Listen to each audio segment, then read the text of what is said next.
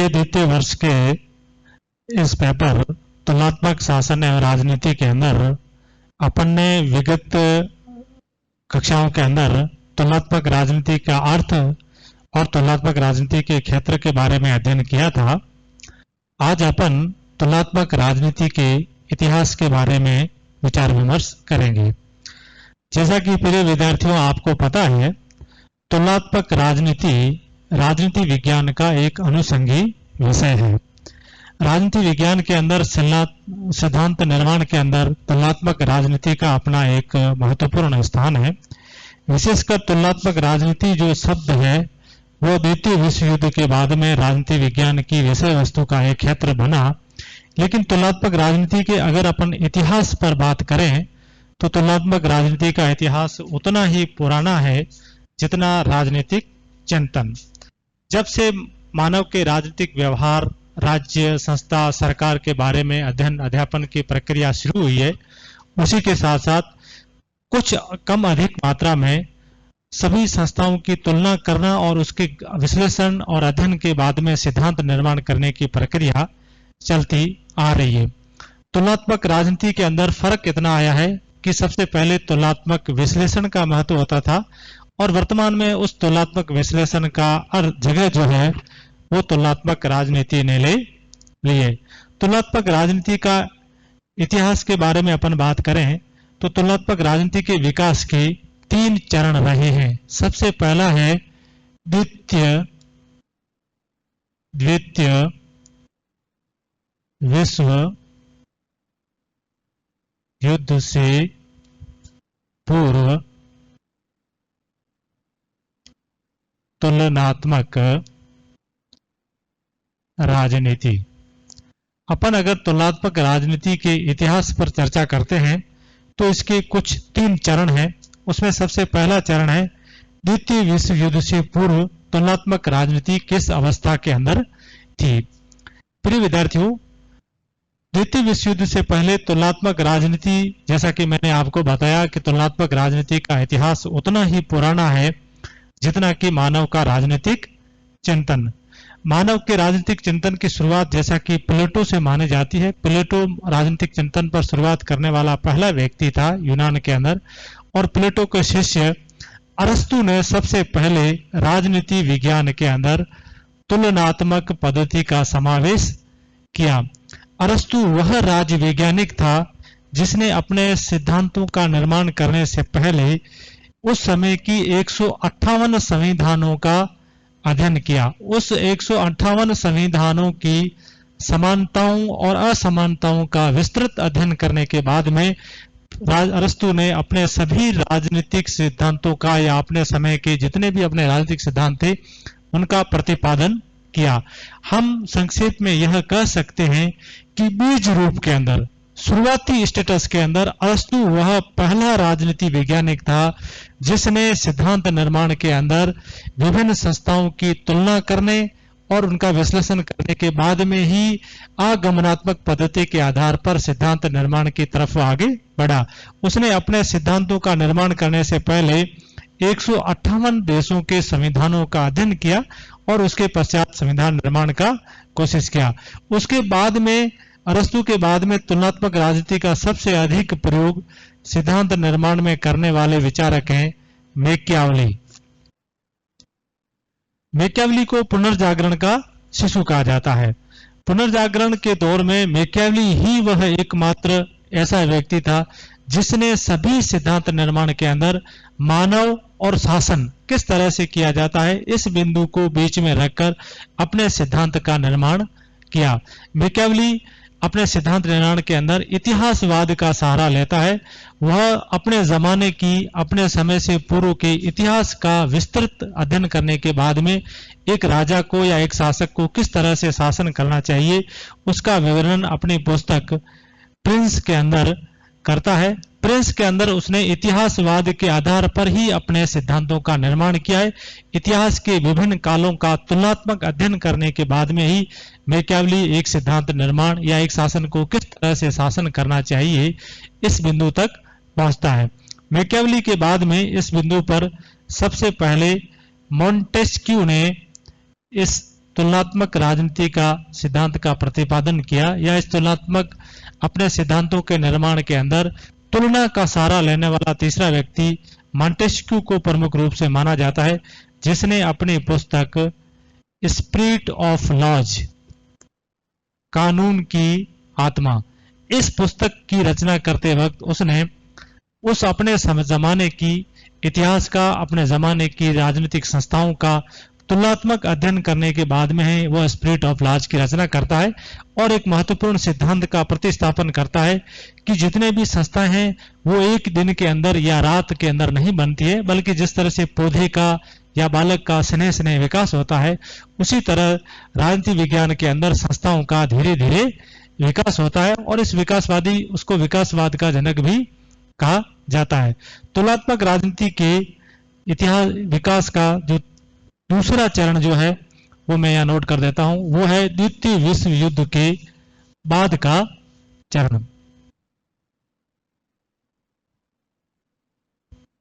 द्वितीय विश्व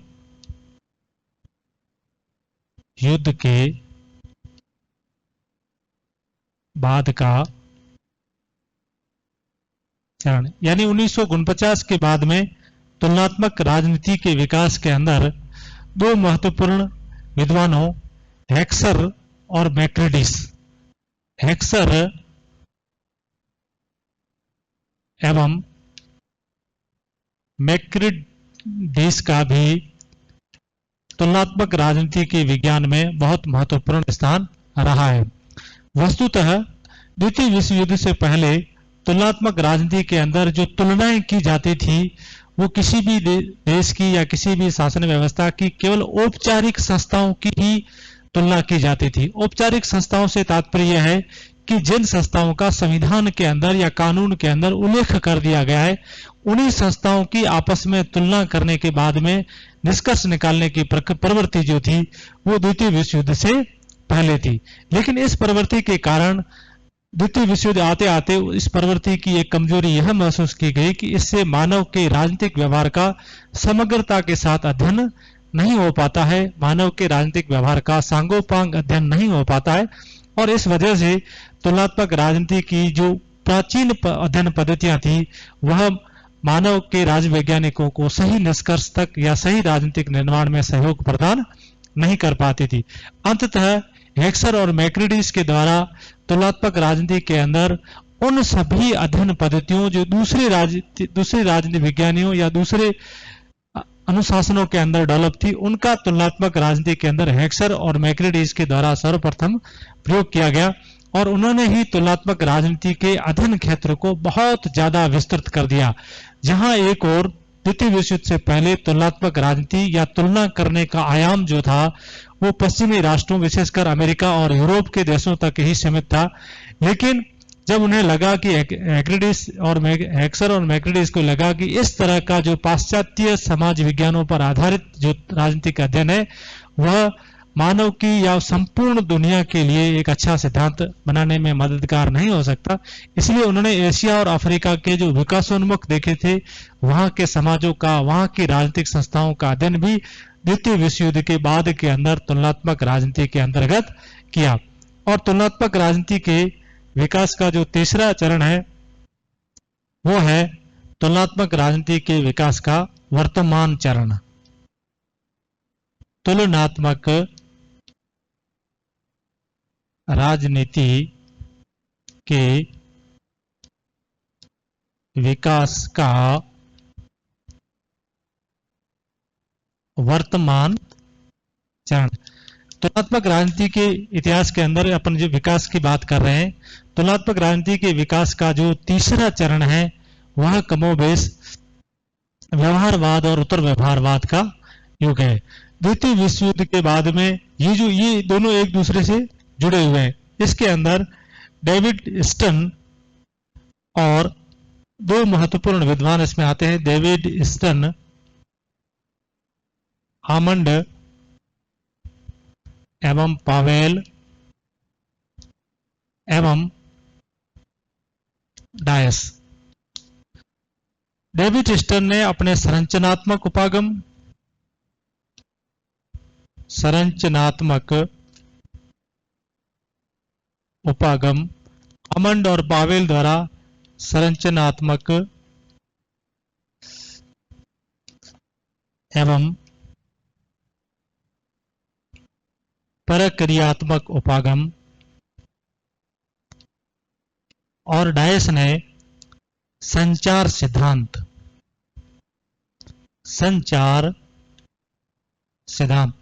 इन सिद्धांतों के आधार पर तुलनात्मक राजनीति के विकास की बात की है।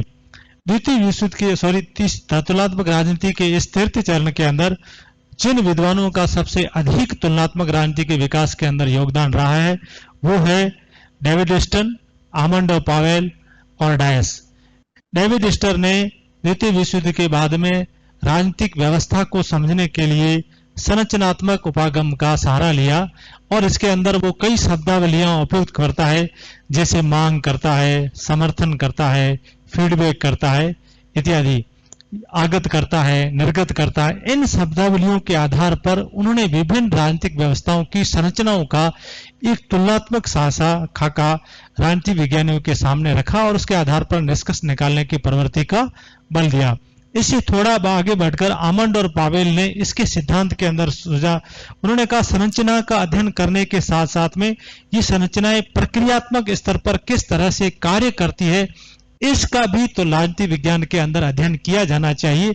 और प्रकार्य, इसमें प्रकार्य, विकार्य इत्यादि शब्दावली का इस्तेमाल करके वह तुलना के दायरे को संरचनात्मक के साथ साथ प्रक्रियात्मक स्तर तक भी ले जाता है। और डायस के अंदर संचार सिद्धांत के अंदर भार, विलोपन इत्यादि के आधार पर वह तुलना के ऊपर बल देता है। तो कहने का तात्पर्य यह है कि वर्तमान समय के अंदर डेविड स्टर्न, आमंड और पावेल और डायस ने तुलनात्मक राजनीति के अंदर विभिन्न राजनीतिक व्यवस्थाओं के बीच में, विभिन्न देशों की शासन प्रणालियों के बीच में तुलना का जो आधार है, तुलना का जो महत्व है, तुलना का जो क्षेत्र है वो बहुत अधिक विस्तृत कर दिया गया है और उसको राजनीति विज्ञान की परिभाषा के अंदर समेट दिया गया है। अब अपन संक्षेप में थोड़ा ये देख लेते हैं कि तुलनात्मक राजनीति के विकास का प्रभाव क्या पड़ा है। तुलनात्मक राजनीति अपने जिन 3 चरणों से होकर गुजरी है, तो इन 3 चरणों का अध्ययन क्षेत्र पर या विषय वस्तु पर या मानव के राजनीतिक व्यवहार का सिद्धांत निर्माण के अंदर क्या प्रभाव पड़ा है। तो सबसे पहला प्रभाव है गैर पश्चिमी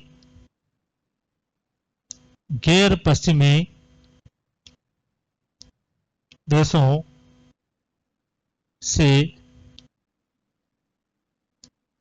तथ्यों की उपलब्धि। तुलनात्मक राजनीति के विकास का सबसे पहला इंप्लीकेशन या पहला प्रभाव यह पड़ा कि तुलनात्मक राजनीति के अंदर गैर पश्चिमी देशों से तथ्यों की उपलब्धि हमें अपने अध्ययन के अंदर शामिल करनी पड़ी। वस्तुतः द्वितीय विश्व युद्ध से पहले तुलनात्मक राजनीति के अंदर जो अध्ययन होता था वो पश्चिमी देशों से एकत्र तथ्यों के आधार पर ही होता था। जैसे पश्चिमी देश यूरोप हो गया, यूरोपीय महाद्वीप के सारे देश हो गए, अमेरिका हो गया, यानी जो पाश्चात्य वर्ल्ड की राजनीतिक व्यवस्थाएं थी उनकी ही परस्पर तुलना की जाती थी और तुलना के आधार पर मानव के राजनीतिक व्यवहार को समझने की कोशिश की जाती थी। लेकिन जैसे ही द्वितीय विश्व युद्ध हुआ और उसके बाद में कई एशिया और अफ्रीका के देश पाश्चात्य देशों के चुंगल से मुक्त होकर अपने यहाँ की शासन प्रणालियां स्थापित की, तो हुआ यह कि पाश्चात्य जो सिद्धांत थे, पाश्चात्य जो तुलनात्मक राजनीति की अध्ययन प्रणालियां थी, उनको हूबहू एशिया और अफ्रीका के विकासशील समाजों के ऊपर लागू कर दिया गया। जब लागू कर दिया गया इन देशों के ऊपर, तो यह पाया गया कि इन शासन प्रणालियों का नए परिप्रेक्ष्य के अंदर वो असर नहीं दिखाई देता है जो पाश्चात्य देशों के अंदर दिखाई देता है। इसलिए द्वितीय विश्व युद्ध के बाद में यह मांग पुरजोर रूप से उठी कि अगर मानव के राजनीतिक व्यवहार को विभिन्न क्षेत्रों में अलग अलग दृष्टिकोण से समझता है तो हमें पाश्चात्य देशों की शासन व्यवस्थाओं की तुलना करने के साथ साथ और एशिया और अफ्रीका के जो विकासशील देश हैं, जिसको अपन गैर पश्चिमी देश कहते हैं, वहां की शासन प्रणालियों का भी अध्ययन किया जाना चाहिए। वहां की शासन प्रणालियां किस तरह से की काम करती, इसका तुलनात्मक अध्ययन भी होना चाहिए। तो तुलनात्मक राजनीति की विकास यात्रा की सबसे पहली उपलब्धि या पहला प्रभाव राजनीति विज्ञान पर यह कह सकते हैं कि इसमें गैर पश्चिमी देश जो एशिया और अफ्रीका के देश थे, उन देशों की शासन प्रणालियों का भी अध्ययन तुलनात्मक राजनीति के अंदर किया गया। अगर संक्षेप में मैं इस बात को समझाऊं तो यह कह सकता हूं कि तुलनात्मक राजनीति की विकास यात्रा पश्चिमी देशों की राजनीतिक व्यवस्थाओं की तुलना करने के साथ साथ एशिया और अफ्रीका के विकासशील राष्ट्रों के शासन प्रणालियों की तुलना करने की और अग्रसर हुई। यह काम जो है वो तुलनात्मक राजनीति के विकास का एक प्रमुख या प्रभाव माना जाता है। दूसरा है व्यवहारवादी आंदोलन। व्यवहारवादी आंदोलन तुलनात्मक राजनीति के विकास का एक महत्वपूर्ण प्रभाव यह पड़ा कि तुलनात्मक राजनीति का स्नेह स्नेह जैसे धीरे धीरे विकास हुआ तो उसके अध्ययन का जो केंद्र बिंदु है वह मानव का व्यवहार बन गया।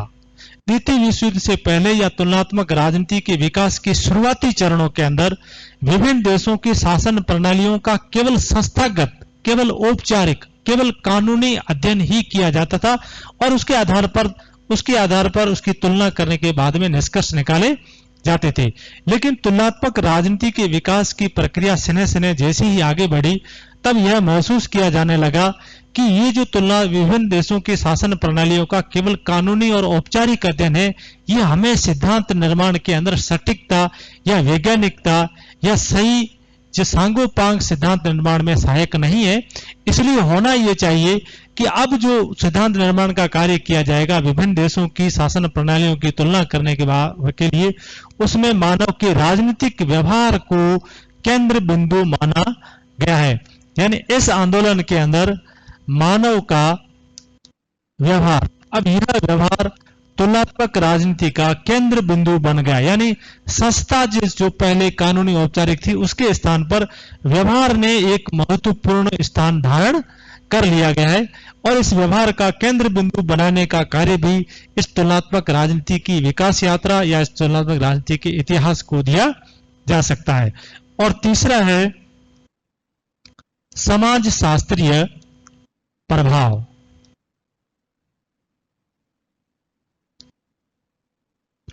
तुलनात्मक राजनीति के विकास का तीसरा प्रभाव यह है समाज शास्त्रीय प्रभाव। तुलनात्मक राजनीति का शुरुआती चरण कहने का तात्पर्य द्वितीय महायुद्ध से पहले यह माना जाता था कि मानव का राजनीतिक व्यवहार जो है वो स्वायत्त होता है और केवल राजनीतिक संस्थाओं से ही प्रभावित होता है। अगर मानव के राजनीतिक व्यवहार को समझना है तो हमें संस्थाओं का केवल कानूनी या औपचारिक अध्ययन कर लेना चाहिए और इससे हमारा काम चल जाएगा। लेकिन द्वितीय विश्व युद्ध के बाद में इस विषय पर बहुत गहनता के साथ समझा गया कि मानव का राजनीतिक व्यवहार स्वायत्त नहीं है या ये स्वतंत्र नहीं है। मानव का राजनीतिक व्यवहार अनेक घटकों से प्रभावित होने के बाद में एक विशिष्ट शक्ल प्राप्त करता है। इसलिए मानव के राजनीतिक व्यवहार को अगर हमें समझना है तो उस मानव जिस समाज में रहता है उस समाज का अध्ययन बहुत जरूरी है। कहने का तात्पर्य यह है कि तुलनात्मक राजनीति विज्ञान का जो विकास है, जो इतिहास है, वो हमें यह सीख देता है, हमारे ऊपर यह प्रभाव छोड़ता है कि अगर मानव के राजनीतिक व्यवहार को पढ़ना है तो मानव जिस समाज के अंदर रहता है उस समाज का अध्ययन भी किया जाना चाहिए, जिसको समाज शास्त्रीय प्रभाव कहते हैं। संक्षेप में कहें तो हम यह कह सकते हैं कि तुलनात्मक राजनीति का विकास यात्रा हमें इस बात के लिए बाध्य करती है कि अगर मानव के राजनीतिक व्यवहार का सांगोपांग अध्ययन करना है, मानव के राजनीतिक व्यवहार को बहुत विस्तृत परिप्रेक्ष्य में और उसके वास्तविक परिप्रेक्ष्य में समझना है, तो मानव जिस समाज के अंदर रहता है, क्योंकि जो समाज में रहता है समाज मानव के राजनीतिक व्यवहार को प्रभावित करता है, इसलिए मानव के राजनीतिक व्यवहार को हम जब तक समाज के परिप्रेक्ष्य में नहीं समझेंगे तब तक मानव के राजनीतिक व्यवहार को हम अच्छी तरह से नहीं समझ सकते। तुलनात्मक राजनीति हमें यह कहती है कि मानव के राजनीतिक व्यवहार को अगर समझना है तो उसको समाज के परिप्रेक्ष्य में ही समझना चाहिए। तो ये तीन महत्वपूर्ण परिवर्तन जो तुलनात्मक राजनीति की वजह से राजनीति विज्ञान के अंदर आए, जिसका अपन प्रभाव के रूप में अध्ययन किया। तो आज अपने तुलनात्मक राजनीति का इतिहास या विकास की यात्रा यहीं समाप्त होती है। अगले पीरियड के अंदर अपन संविधान के बारे में, चूंकि तुलनात्मक राजनीति के अध्ययन के अंदर अपन बहुत विस्तार से आगे बढ़ने वाले हैं, इसलिए संविधान और संविधानवाद जो है वो अपना अगला टॉपिक होगा। बहुत बहुत धन्यवाद।